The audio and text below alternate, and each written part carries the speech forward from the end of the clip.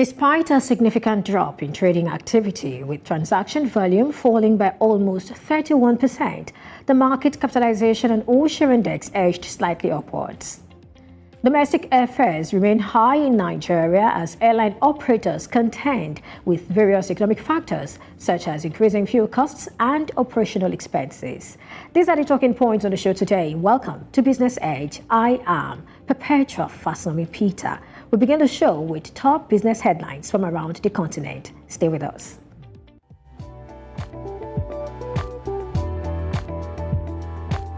We begin in Africa's largest economy. The Central Bank of Nigeria, CBN, has restated its position that banks in the country cannot use their foreign exchange revaluation gains to pay dividends or cover operational expenses. In a circular signed by Adetono Adedeji, the acting director of the Banking Supervision Department, the CBN warned banks against such actions.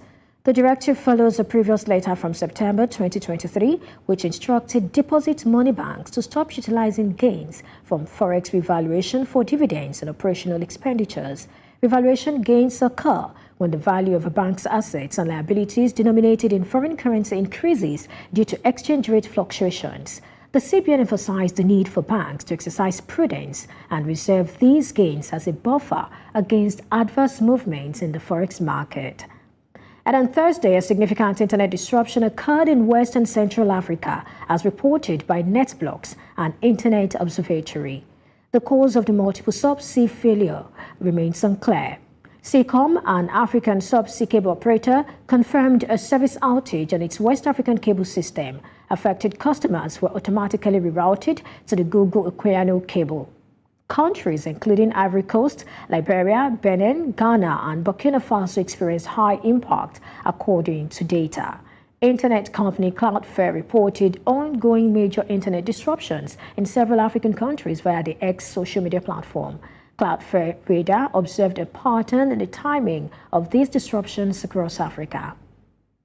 Nigerian authorities are seeking an extension on the detention of two Binance executives, Tigran Kambarian and Nadeem Anjarwalla, amidst the country's ongoing cryptocurrency crackdown. The executives, who arrived in Nigeria following a ban on several cryptocurrency trading platforms, were detained on February 26 without any charges. The Economic and Financial Crimes Commission, EFCC, initially secured a 14-day detention order, which expired on Tuesday. The EFCC is now petitioning an Abuja court for an extension. The executives' lawyers argue there is no justification for their continued detention. A hearing is scheduled for March 20. Binance, the world's largest cryptocurrency exchange, is collaborating with Nigerian authorities to facilitate their executives' release. The crackdown comes in the wake of the rise of cryptocurrency websites as trading platforms for the Nigerian currency. These are the top business headlines. We'll take a break now. When we come back, we'll bring you market update. Stay with us, don't go away.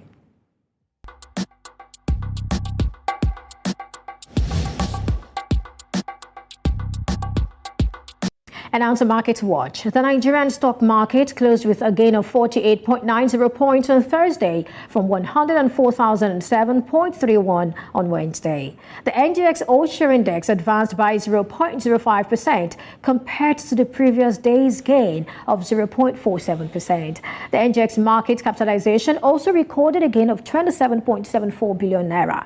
FBN Holdings was the most traded stock by volume with 28.56 million naira, while Nestle was the second most traded stock by value with 1 trillion naira units. 1 trillion units. And yet to date, the NGXSI stands at 39.16%. And now let's take a look at the numbers, beginning with the all-share index to see what we have there. For the all-share index, we have it right here. Percentage change 0.05%, and then we have it closed at 104,056.21.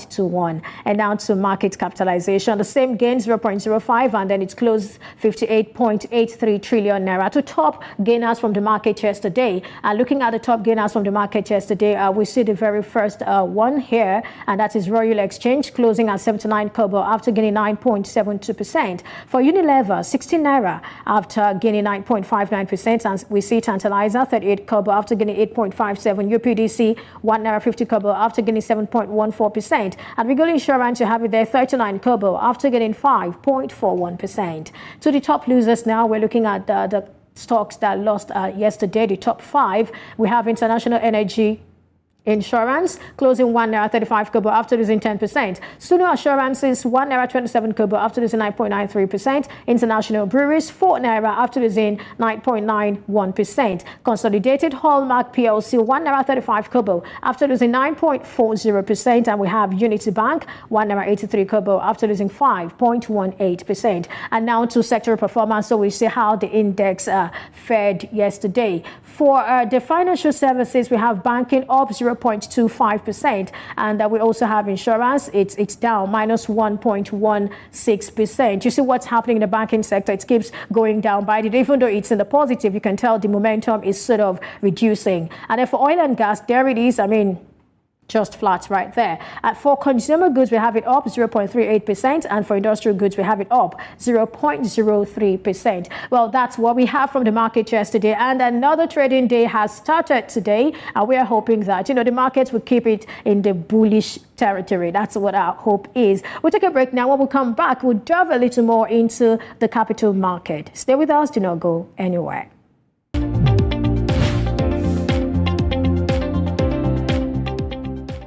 Access Corporation has appointed Igboje Ayimokede, a pioneering CEO of the bank, as the non-executive chairman. How is the market reacting to this, and what are investors saying?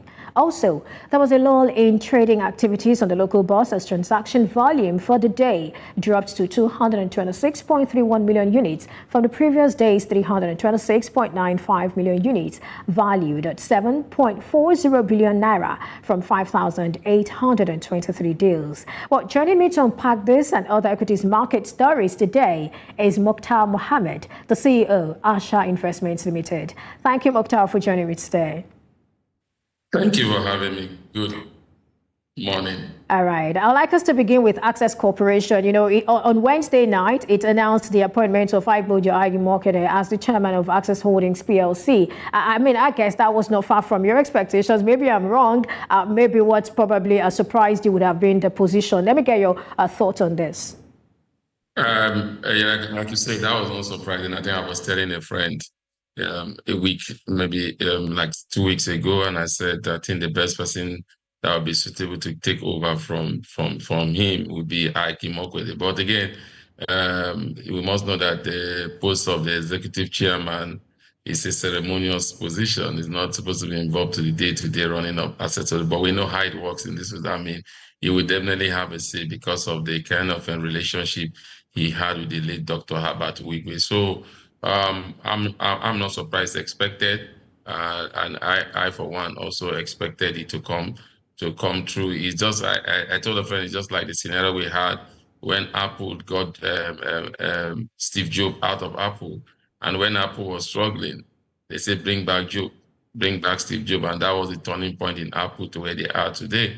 But this time is a different scenario because Access Bank is not struggling, but the founder is gone. So definitely, most people were looking forward for him, Ike Imokwede, taking over because even his retirement, leaving the bank 10 years ago. Remember, it has to do with the policy that was brought in at that time by the then CBN governor. So, but he's been up and doing. He's been involved in a lot of things. So I think it's a very, very good appointment for the bank, and the investors are excited about it.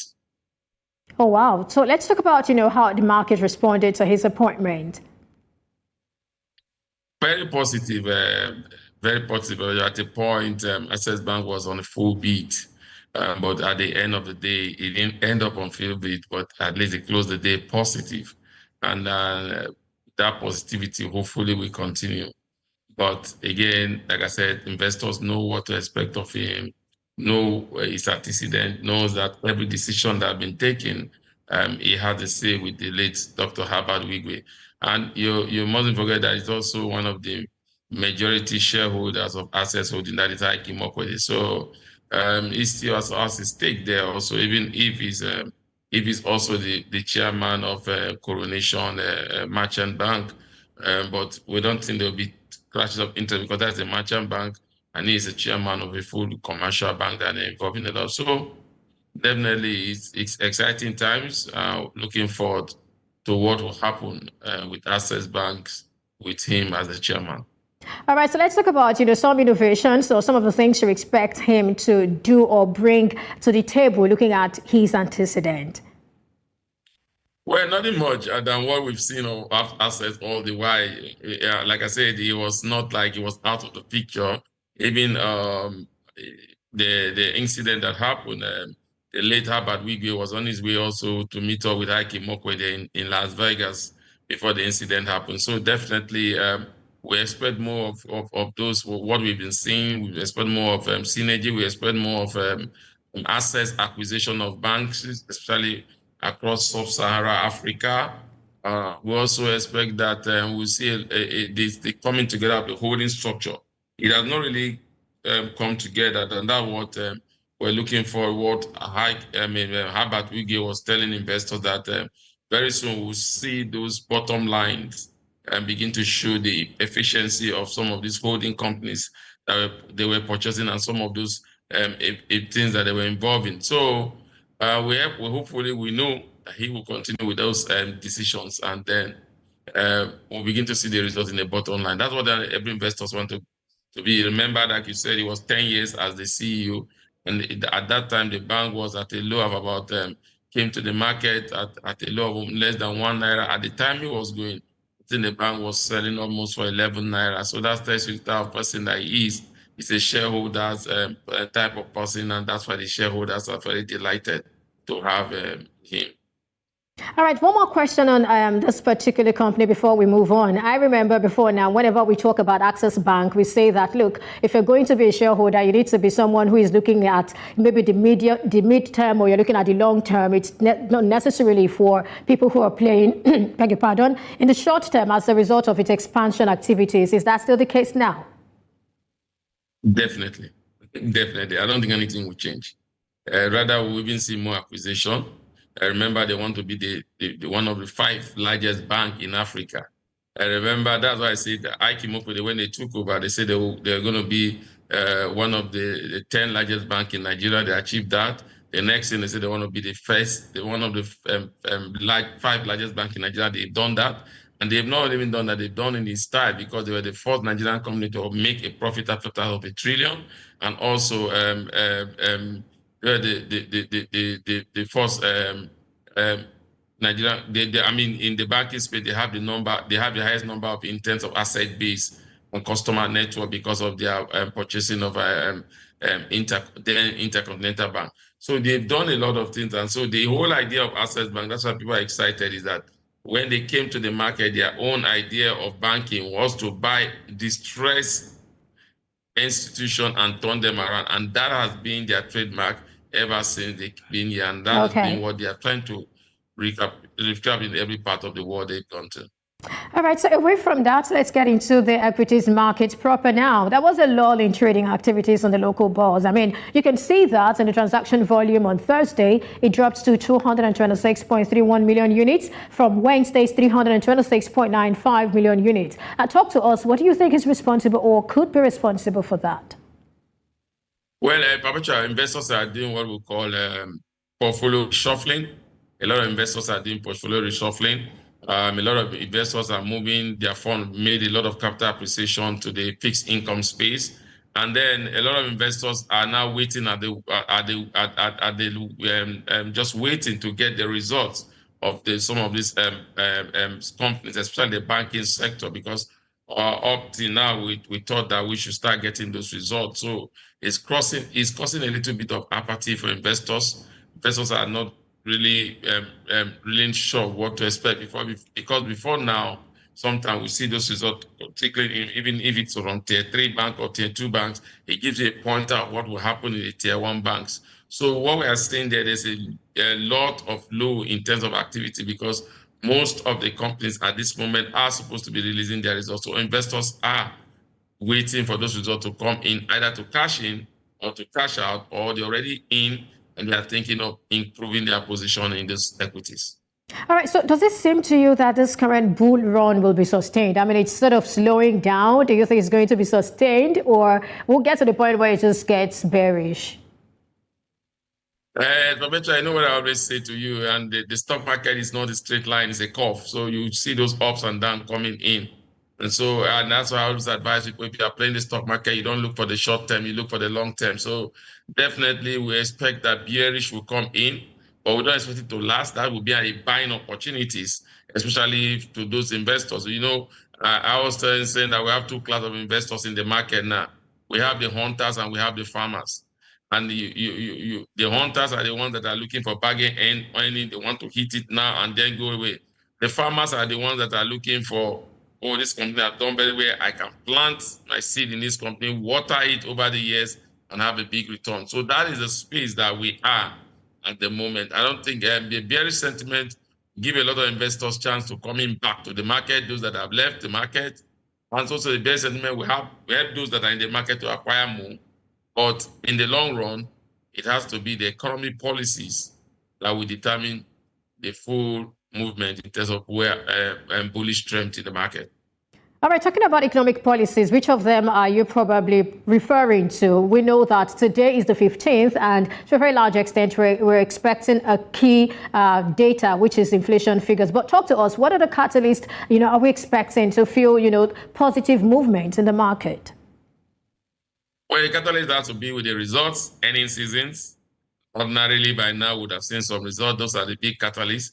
Yes, we might have those numbers in terms of inflation and that, but those numbers have not really been able to impact the markets the way we expect them to be, because some of these companies that are the key driver of this inflationary pressure are not yet listed in the equity market. So you definitely will see those things playing out in the near future. But for now, I think where investors are more concerned about how the market is moving, and then again how to take position for some of these equities that are selling at a low.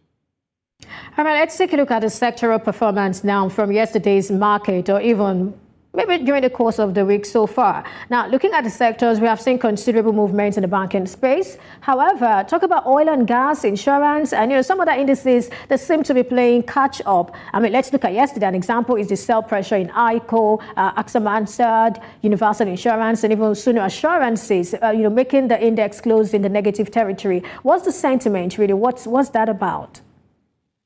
On Perpetua, the sentiment in insurance have not been bullish. I mean, insurance is a space where played by traders. So you see the volatility in that area. You don't see the bullishness of the insurance sector. And it is a sector that ordinarily should be driving the market with the kind of population we have. But unfortunately, most Nigerians so much don't believe in insurance. In big developed economies, insurance are buying off banks. But in our own years, it's the other way around. Banks are buying off more insurance companies. So definitely insurance have not closed the saving glue right from their public offer, their private placement, the time they were to recapitalize. A lot of investors went there thinking that they are going to do what the banks did. Unfortunately, they've not lived up to that. And so I'm not surprised when you see those numbers in the insurance sectors very low. It is definitely not something you are proud of, but it's something that definitely will continue to happen. Remember, most of these stocks in these sectors are still penny stocks. So investors look at that also. And it's one of the areas whereby a lot of trading in terms of stocks are ongoing, especially for retail investors. So I'm not surprised. For the consumer goods sector, usually me surprised. The earning capability of Nigeria has gone down. So most Nigerians are not earning very well. So they are not buying. The one that used to buy two things will buy one now. So that also is a challenge to that sector. Production in terms of gasoline has gone up. Production costs also have gone up in descent of even transportation of those goods from point A to point B. So, and also the tariff in terms of tax, in terms of some of the goods they bring outside the country, especially those machines that will need tariff have gone up. So that side is not exciting investors yet, but you could see a lot of good opportunity there. I could still advise investors to go and like if you want to be the farmer investors, that is the space to play. For the conglomerate, I think they've done very well, but there's still more room for them to perform. For the cement sector, I think it seems to be the key driver of the Nigeria economy as it stands, and that is not about to change for now. But hopefully, other sectors will catch up with them. I wanted you to just, talk about the oil and gas sector, maybe for 30 seconds before we move on. But the oil and gas sector, you usually be surprised what's happening. Today we are hearing there's subsidy, tomorrow there's no subsidy, today they are paying subsidy. So definitely that sector have been impacted by the policies that came in and are now don't seem to see the light of the day. Remember when the policy was announced by Mr. President, the two sectors that have really moved the market at that time was the oil and gas sector and the financial sector when we talk about the banking sector. But as it stands now, today we hear that we are paying subsidy. Tomorrow we are not paying subsidy. Most of these companies we intend that they were going to be big players, and some of them tied their big play into Dangote refinery, and people were looking at the numbers, especially stock like Eternal Oil. They were announced to be one of the partners that partner with Dangote refinery. But unfortunately, that refinery too have not seen the light of day. And so you expect some of these things. So when you make a pronouncement in the market, people respond to the pronouncements, see that there will be a good return. And once you are not following up with that pronouncement, that's what really happened. And that's what's happening to this insurance space at the moment. All right, generally speaking, what would be your recommendations or, your thoughts for investors and traders moving forward? Moving forward, I ask every trader to be a farmer rather than to be a hunter. Look for the bargain hunting. Yes, you could play, but again, look for it to hold for a while, because that's the key now. And the economy is still fragile, but again, depending on the equity that you are in, there's still a lot to be made in the equity market. Nigerian equity market is still very, very cheap comparable to some equity market in the world. All right, so let's look at this particular company news. It's about Airtel Africa. It's been in the news lately, from its $100 million share buyback, which of course the first tranche started March 1, to Bloomberg's insider report on plans to list its mobile money business on the stock exchange, even though there is still conversations are probably still ongoing about where exactly, whether it's the UAE or the London Stock Exchange and all of that. So tell me, what do you make of these? And, what more do we need to know about that particular stock? Well, that particular stock has been in the market for a very long time, and it came in at a very high price, and it's one of the most expensive stocks in the market. But again, there's still a lot of value there when you look at the sector that they play. But again, what are you seeing there, Perpetua, is a repeat of what we saw in Transcorp PLC, where they thought that the company is not getting value in terms of its worth listed all together with Transcorp. I think that's the same thing they're saying with Airtel Africa. So they will have to unbundle it and unbundle it. But fortunately, again, for them to unbundle it, they will need to talk to some of the radio station, and also they have to do a lot of work in terms of getting investors really realize in terms of their bottom line, because that stocks are, like I said, has been going up. But again, in terms of volume, there seems not to be volume in that space. So a lot of investors don't have those holdings. So I hope that before you go into the market, they will create that availability in terms of volume, so that investors can be able to be partaker of the wealth they are trying to create by bringing in foreign investors. All right, so what do you make of the share buyback in 30 seconds? Well, share buyback is all about telling the investors know that you have confidence in your shares, and I've said it in your program. That is what I think our CBN should have been doing, buying back our naira, using dollars to buy back our naira to create confidence in the system. I think it's a good move they have done, trying to bring confidence in the system, saying that, that means our company is undervalued. But like I said, what we'll see is what has happened to Transcorp. So by the time you are listing the mobile money aspect, which they think is worth over 4.41 billion, and as of today, the total value of Airtel Africa is about 4 point something. 2 point something. They feel it's on the price, so that's why they are trying to unbundle it.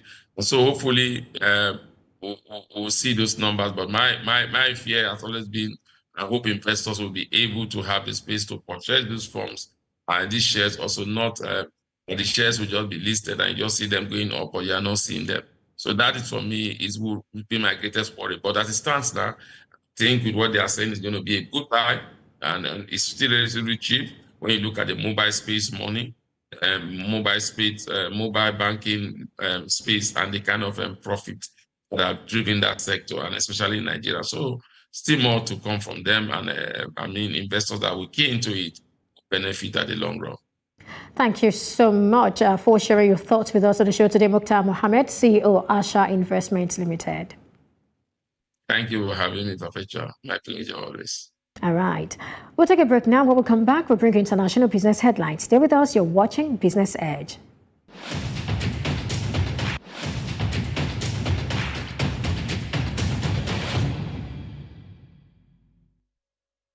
Glad to know you stay with us. The dollar strengthened as U.S. inflation data hinted at a delay in Federal Reserve interest rate cuts. The yen remained steady ahead of the Bank of Japan meeting, where a shift away from negative interest rates is anticipated if Japanese companies offer significant wage hikes. Bitcoin prices retreated from a record high. The U.S. Producer Price Index rose higher than expected, reducing the likelihood of a rate cut. The dollar index rose on track for its first weekly gain in 4. The yield on 10-year Treasury notes eased after a significant increase. The Bank of Japan is reportedly preparing to end its negative interest rate policy. The Australian dollar and New Zealand dollar weakened, while the euro and pound declined ahead of the Bank of England's meeting. Asian stocks experienced a downturn on Friday, reflecting tech-led losses on Wall Street due to higher than expected U.S. inflation. This has influenced predictions regarding the Federal Reserve's interest rate cuts. U.S. bond yields hovered around 4.3%, while the dollar reached its highest point against major currencies since March the 5th. Bitcoin also retreated from its all-time high as risk sentiment declined. Increased U.S. producer prices and consumer inflation have led to reduced expectations for a June policy easing. The U.S. Treasury bond market reacted strongly with both yields and the dollar rising. The impact of a significant sell-off in chip sector shares was felt across Asian markets. Meanwhile, oil prices experienced profit-taking after strong gains this week. And oil prices experienced a slight dip on Friday, but are projected to see a nearly 4% increase for the week. This is largely due to the International Energy Agency IEA raising its 2024 oil demand forecast and an unexpected decrease in U.S. stockpiles. Both Brent crude oil futures and U.S. West Texas Intermediate crude fell by 0.3%. The IEA has revised its 2024 oil demand prediction upwards for the fourth time since November, largely due to Houthi attacks disrupting Red Sea shipping. ANZ analysts anticipate an increase in U.S. oil refinery utilization and European refinery margins. Despite the U.S. dollar strengthening, oil prices were bolstered by Ukraine strikes on Russian oil refineries and a drop in U.S. crude oil stockpiles. Those are the headlines we're tracking at this hour. We'll take a break, and when we come back, we've got more for you. Stay with us.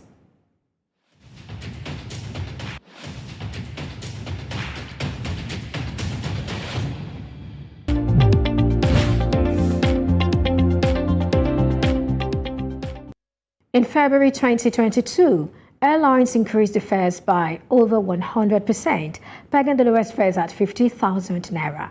2 years later, 2024, fares have increased by over 300% amid inflationary pressure and a volatile foreign exchange market. Well, joining me for more on this is the General Secretary of Aviation Roundtable, Olumide Ohwayo. Thank you, Olumide, for joining me today. Thank you for having me. Absolutely. All right, so Nigerians are actually faced with a rising cost of living on all fronts, including transportation, and airfares are not left out. Now, when should Nigerians, expect to see reduced prices and maybe get back to 2019 levels in the aviation sector? Well, let me let you know that I'm also part of the Nigerians. I'm not in Lagos State at the moment. I flew to Nasarawa State 2 days ago, and I paid over 300,000 naira for that ticket. A return ticket? So, yes, I paid over 300,000 for that ticket, a domestic ticket. Over 300,000, and I'm in the industry. So you can see that the pain is all around, and nobody's left behind. And that's why we pray and look forward. I don't want to use prayer. That's why we look forward to pragmatic approach to bring down the inflationary trend. The industry is not isolated in the sense that 80% of our operating expenses are dollar dominated. So with the fluctuation of the naira, aviation industry was badly hit. Again, with the removal of subsidy that brought the general inflationary trend, also affected other services within the industry and other providers, and that has also affected the general, brought about a general increase for cost, increase in the cost of operation for the airlines. And I think we are all in this now, and the only way out for us is for the government to sit down, roll up their sleeves, and see how they can stabilize the naira, how they can encourage investments, and also ensure that we have a stable rate that can attract investors to invest in the sector. Because right now, nobody wants to come into a market that the value of this currency is fluctuating. We need to stabilize the naira. We need to bring down the inflationary trend as we're seeing, so that Nigerians can have enough funds in their pocket to travel. And without passengers, there's no industry.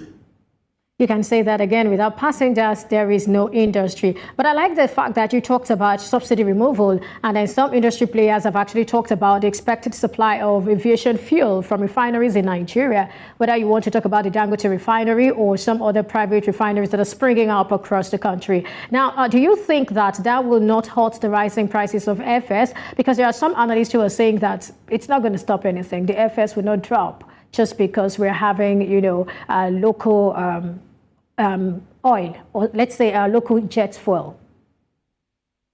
Well, that's not true. If we have fuel refined in Nigeria, aviation fuel refined in Nigeria, we are sure that the cost of aviation fuel will go down a bit. As of today, it's over 1,300 naira per liter, depending on even where you are buying from. The further you live in Lagos, the higher the price. And that's for the airline operator, for the airline itself, the major operating expenses for them is aviation fuel, which is about 40 between 35 to 40%, depending on how the airline is able to negotiate with their fuel suppliers. And now, if about 35, even from between 35 and 40% of your cost is being affected by aviation fuel, then you must agree with me that if it goes lower now, or even if you touch airlines today, it will reflect in the fares that have been that tickets have been sold for. I think we need to work on the refining. Dangote has promised to start with aviation fuel, and there are also some modular refineries in the southern part of Nigeria who are also ready. But for those ones, their problem is that they are not even allocated crude. So I think the government should look at that and see how this it's not only aviation fuel that will benefit, but also the diesel companies too are going to benefit. And once these companies benefit, you are sure that movement of goods and services will go down, and the infrastructure will also go down, and also help the industry. So we look forward to those to the modular refineries. We look forward to Dangote. If we can refine aviation fuel within Nigeria, yes, it will bring down the aviation fuel price, and also inevitably bring down the ticket fare. All right, there are some persons who've also talked about, leakages such as fuel diversion to other countries, or let's say neighboring countries. How much of an issue is that? Because you've talked about certain things, talk about the forex challenges, you've talked about fuel subsidy removal, and then I'm looking at this one, which some persons have also... diversion. Yeah. Look at the issue of fuel diversion. That's not within the purview of the aviation industry. That's the responsibility of the government, the central government, to ensure that they provide and protect the borders and stop the movement, illegal movement of these fuel tankers. I'm asking, how much of an issue is that? Well, I don't think it's much, because if you look at our neighboring countries, the air transport strength of Benin Republic or Niger are not enough for the fuel tanker, for our aviation fuel tankers to go out that much.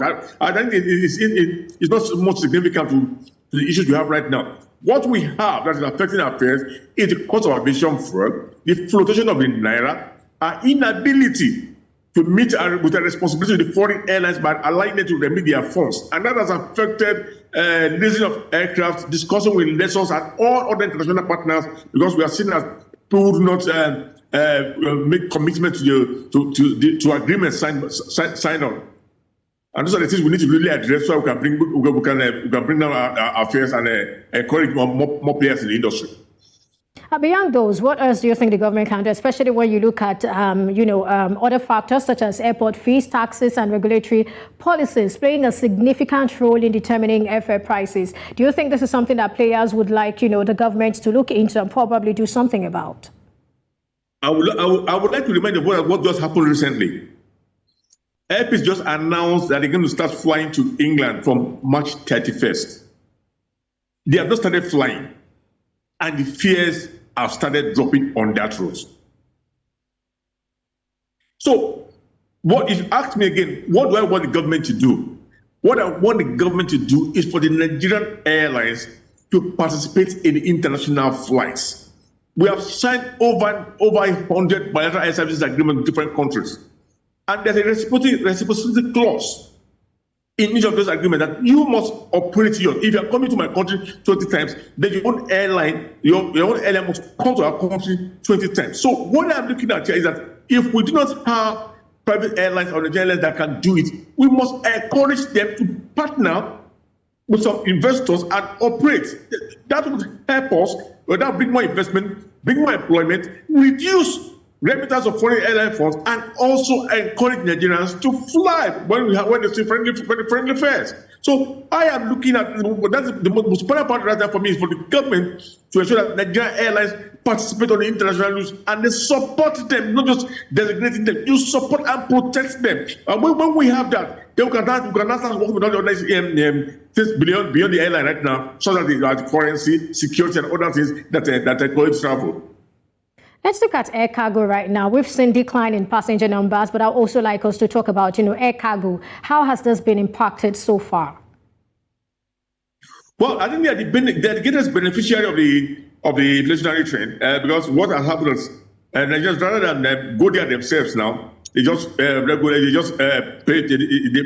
to freight or order it online to save cost of traveling and the ticket fare, and rather they put that money in buying more of the products and shipping it. So cargo has not been declining. He has not seen the kind of pain that the passenger side has seen. But then the cost of clearing, the cost of buying the products, the cost of freighting of those goods have gone up, and that has affected the landing price of such goods in Nigeria. And the ground handling companies who are also paramount to movement of cargo and passengers have also indicated interest in increasing the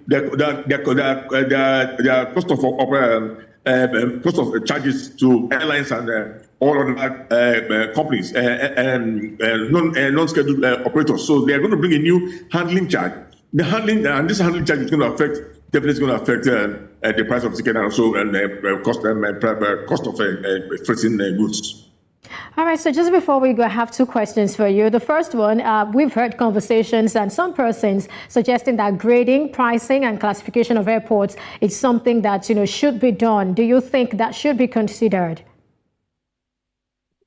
I totally agree with you. Yeah, but because if you do that, you'll be able to encourage some airlines to go into some airports that don't have enough, don't have sufficient flights, and rather than running away from the airport. Because what we have right now is a standard fare for and weights and other specifications. What you obtain in the Lagos airport is what you're going to get somewhere in Milan, provided it's operated by fund. So the industry players have called for the grading, like you said, for this grading of this airport, so that you can encourage those airports without air services or with little or no air services to have more flights. And I think I support that grading, and that's also very good for us, and that would encourage more flights. I'm happy what Mina Airport has just done with the desire to upgrade the airport, and that's actually how they can link the airport to the ecosystem of the Nigerian state government, which is more of an agro state, so they can move products from Mina more quickly and faster to the market, international and domestic. So I think that's a good one for Nigerian state government, and I hope the partnership with the Federal Airport Authority of Nigeria will work. I'm afraid I have just 20 seconds to get your thoughts on this. Finally, where are we? Has the Nigerian government paid up all outstanding to local and international airlines? No. What was paid off was the one that were trapped in the Central Bank of Nigeria. Normally the airlines take the money from their different banks to central bank before it can move to their country. So when they send in some money to bid for dollars to be transferred to their country, that money got trapped in central bank. So it's the ones that were trapped in central bank that was cleared. They still have their funds that are in their Nigerian banks. And to another man, you say, how can you say my money that is in their account is trapped? It's trapped in the sense that the agreement says after the payment of charges, fares, and other fees and taxes to Nigerian government and other responsibilities and other fiscal responsibilities in Nigeria, the remainder of that ticket fare must be transferred at the prevailing exchange rate to their home country. And these sales were made when Naira was about 400, 500 to $1. Now it's about 1,500. So you can imagine their losses. And they cannot use black market. They cannot use mala. Because if you do that, you'll be charged for money laundering. You can only allow that kind of volume to the central bank of Nigeria. So their funds are still trapped.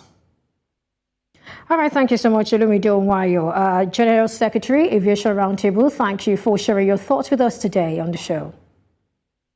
Thank you for having me.